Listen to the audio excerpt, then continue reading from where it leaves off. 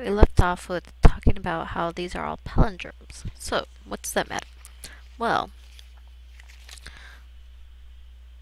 restriction enzymes kind of do the same thing. They actually will cut DNA as specific sequences. So, if you look, these are a palindrome as well. GAA, TCC, GAA, TCC.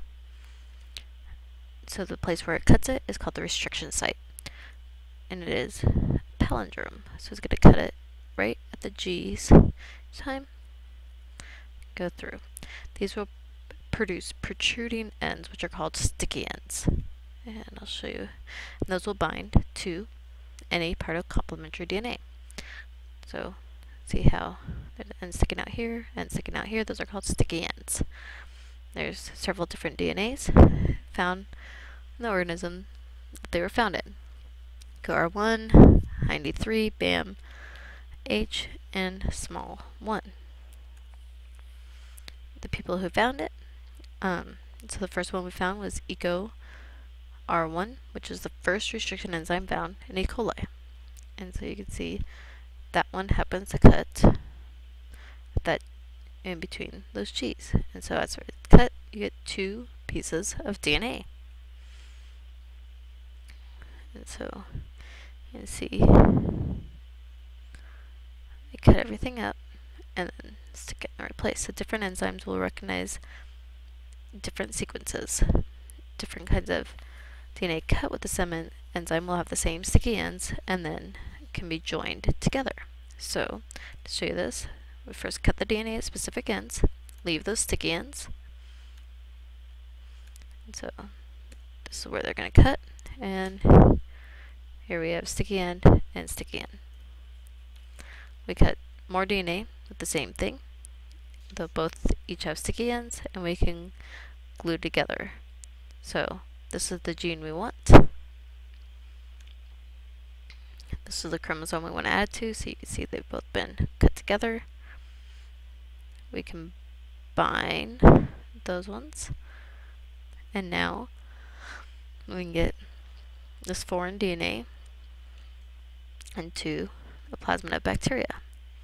And so, like the human insulin gene goes right into there. We get new protein from that organism, so it makes our insulin. Lots of bacteria means lots of insulin for us. If you remember, the code is completely universal, so bacteria, plants, animals, we all have the same DNA.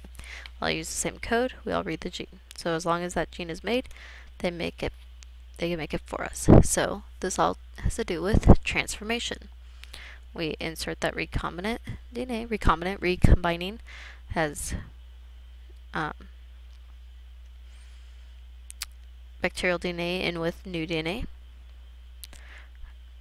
And we can grow those bacteria in cultures.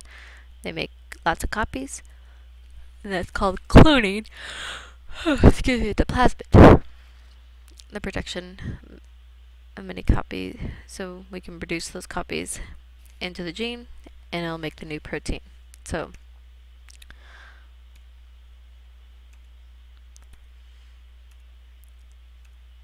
this is showing the same thing, how we're cutting the red part, going into the DNA, grow more bacteria, and then we just need to purify that product, that protein.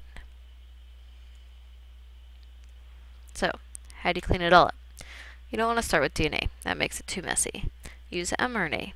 Copy the gene without the junk. So we've already taken away all the introns. In the end, you need DNA to clone the plasmid. How do you go from RNA to DNA? Remember how I said that HIV could do that? You use a reverse transcriptase called a retrovirus. And so we can go from mRNA back and make DNA. So reverse transcriptases are found in retroviruses, and they use RNA, not DNA. It uses the RNA message to make DNA and flows in the reverse direction. They take the eukaryotic RNA message after the introns have been removed, and it goes back into a DNA sequence that can actually be read from the bacteria. And so we have our mRNA, and then using reverse transcriptase, it can make a DNA, which is called cDNA. So that's the DNA that's made from the reverse transcriptase.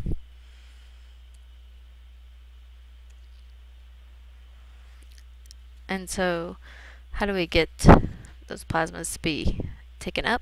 So we did this again in class. You give them an antibiotic, so then the bacteria want to take them. And then only the bacteria will grow on that plate with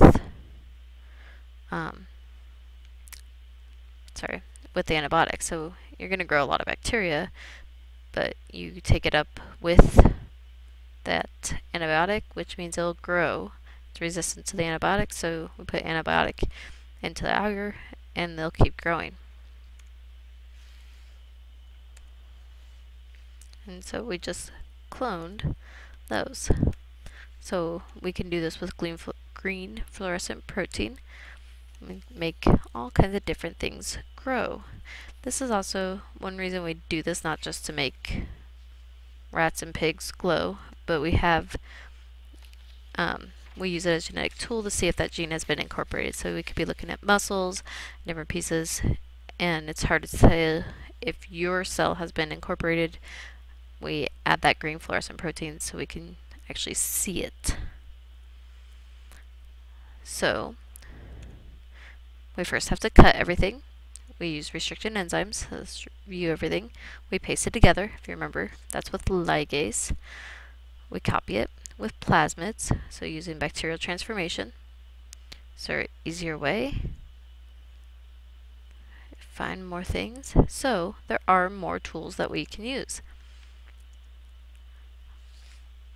We have engineered certain different plasmids that have restriction enzymes sites there, because once we know what they want. So we have these plasmids that have a BAM restriction site, ECO, HINE, and also have ampicillin resistance. So again, we've built these. They have antibiotic resistance, and they also do transformation very well. We then cut the DNA with restriction enzymes, and so we can cut DNA from different people, different organisms, compare it. Why would we do this? Forensics, crime scene analysis, medical, trying to figure out why you have a different disorder. We can compare normal versus not. Paternity, find out who's the daddy. Evolutionary relationship, try and figure out which organisms are actually more closely related. So when we're comparing those, how do we compare these? How do we separate each of those different fragments that we have cut up? We do this. We separate them by size, because once they're cut up, the smaller ones are going to go faster through the gel, because the gel is like a maze, and so they're small and fast. And down, larger fragments are going to be up here. So it runs through this agar, gel electrophoresis. What gel electrophoresis is a way of separating DNA using an electrical field. So DNA is negatively charged, and so it's attracted to, and we put it through electrical current, and it's going to move towards the positive side. So we put a DNA in there, and again, the smaller fragments are going to move furthest because they can get through this agar the fastest. And so it's like swimming through jello. So the DNA moves in an electrical field. So how can that help you compare the DNA fragments? The size. Like I said, the small ones go faster.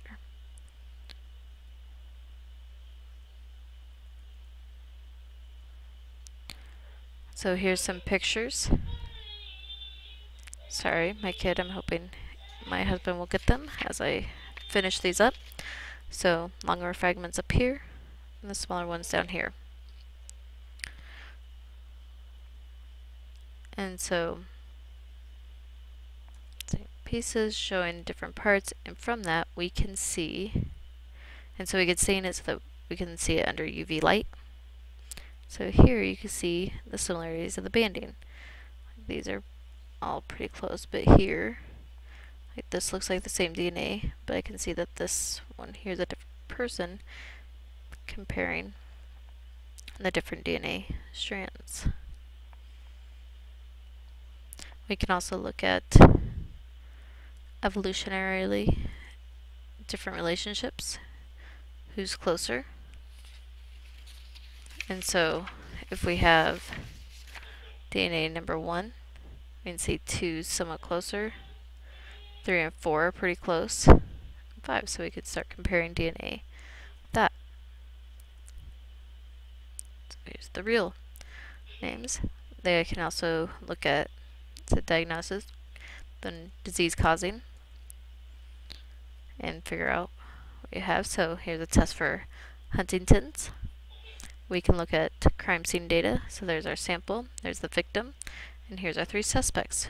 Ooh. Who did it? If we look from the crime scene, I can see that suspect 2 matches up.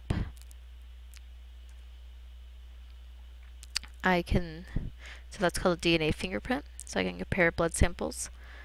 See what, so here's the victim.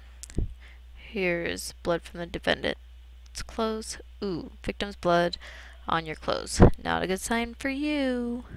So DNA fingerprints is comparing DNA between different individuals. We all have unique patterns, unless you're identical twin. So why is there difference? There's a whole bunch of junk DNA that doesn't code for proteins.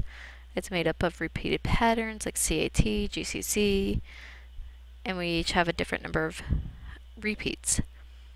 And so there's many sites that have these different repeats, and we all have, again, different numbers. And so if we cut at those sites,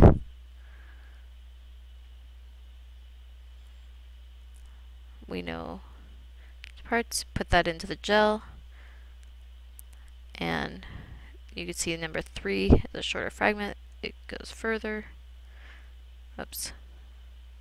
They're kind of the same color.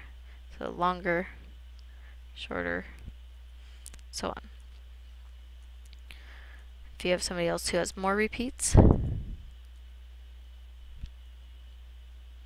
the bands are going to go at a different level. And so either the RFLP, differences in DNA between individuals. And so there'll be different effects at the cut site. And so there's different fragment sizes, different band patterns. The first case was first using DNA in 1987 from a weird case. So we could see the semen sample, the blood sample, and what was the semen.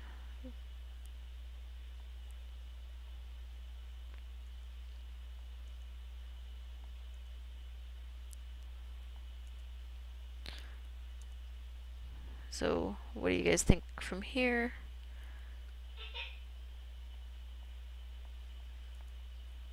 You can see that these match up.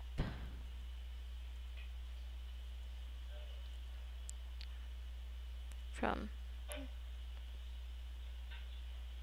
the victim. Here's a blood sample from the suspect, which was at the crime scene. And that's O.J. Simpson. Yeah. Figure out the father. So if this is mom, dad, child, I can see that this gene could have only came from this father.